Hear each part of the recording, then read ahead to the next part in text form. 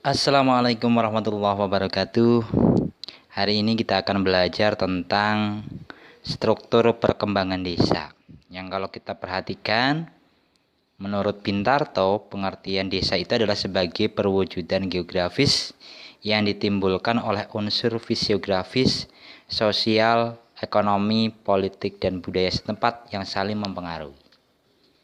Ini artinya apa? Bahwa kondisi fisik, kondisi manusia, pemenuhan kebutuhan hidup dan budaya menjadi salah satu hal yang saling berkaitan dan tidak bisa terpisahkan dengan yang lain.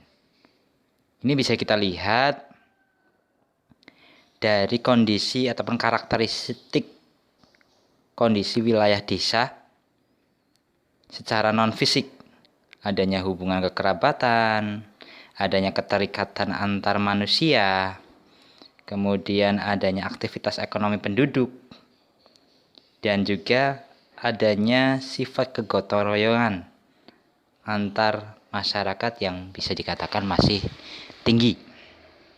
Nah, ini nanti akan mendorong terbentuknya sebuah klasifikasi desa, di mana pembagian desa itu dimulai dari desa swadaya, di mana desa itu terikat pada tradisi dan memiliki lembaga sosial yang masih sangat sederhana. Artinya apa? Kebutuhan masyarakat berupa hasil produksi itu diproduksi oleh diri sendiri. Mereka memenuhi kebutuhan hidupnya secara pribadi tanpa bantuan dari pemerintah. Nah, ciri yang paling dominan bisa kita lihat pada bagaimana mereka membangun wilayahnya, membangun daerahnya atas biaya sendiri pada saat proses pembangunan jalan semisalnya.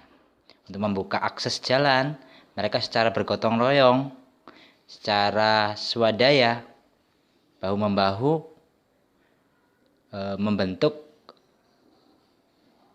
membangun secara baik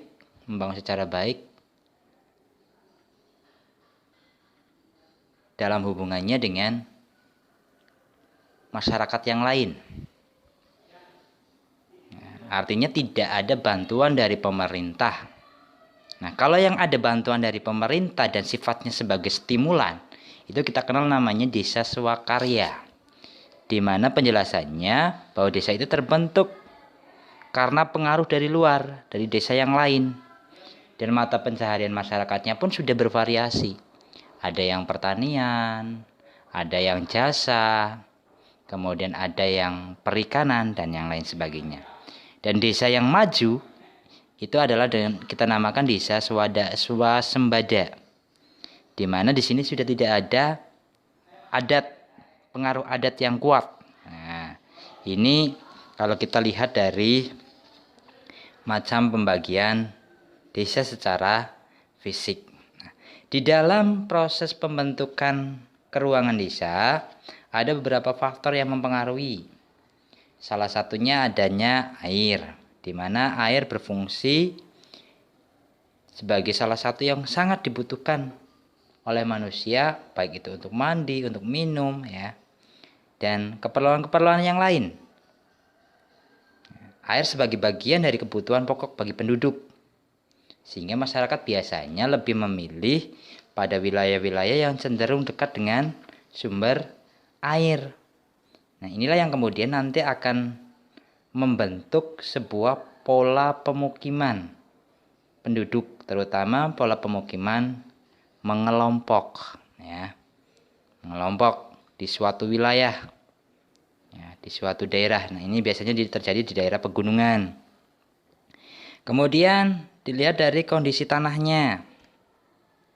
Ya, tanah sebagai salah satu media bagi tumbuhnya tanaman. Nah, kalau tanahnya bagus, berarti nanti potensial untuk lahan-lahan pertanian.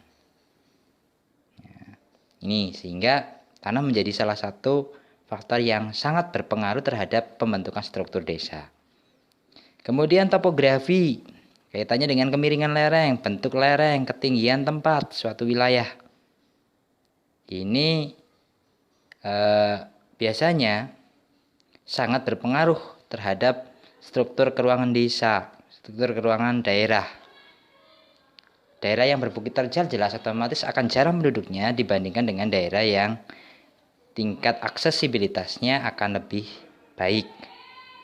Kemudian ada cuaca, kaitannya dengan ketersediaan air, kaitannya dengan kelembaban udara, kaitannya dengan suhu, yang nantinya akan berpengaruh terhadap tanaman yang disesuaikan dengan budidayanya.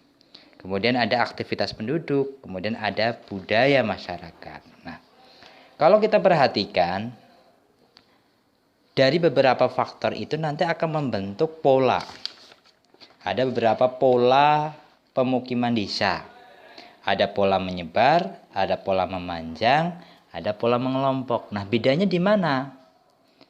Nah, kalau pola menyebar ini biasanya terjadi pada dataran rendah atau topografi daerah yang rendah. Yang biasanya mereka akan lebih mencari satu wilayah yang sifatnya bisa dijangkau dengan tingkat aksesibilitas yang sifatnya rendah. Ya. Kemudian pola memanjang itu terbagi menjadi beberapa macam. Ada yang di sepanjang sungai, di sepanjang jalan, ataupun di sepanjang pantai. Ini pada wilayah-wilayah yang dekat dengan jalur sungai, jalan, ataukah pantai. Kemudian pola pemukiman mengelompok atau terpusat. Nah, tadi sudah saya jelaskan di awal bahwa pola pemukiman mengelompok ataukah pusat terjadi di daerah pegunungan, ya, yang memiliki aksesibilitasnya rendah karena pengaruh kondisi topografi suatu wilayah. Nah, ini beberapa hal ataukah beberapa faktor pembentukan pola pemukiman desa. Nah, nanti kalian coba bagaimana menentukan karakteristik satu wilayah.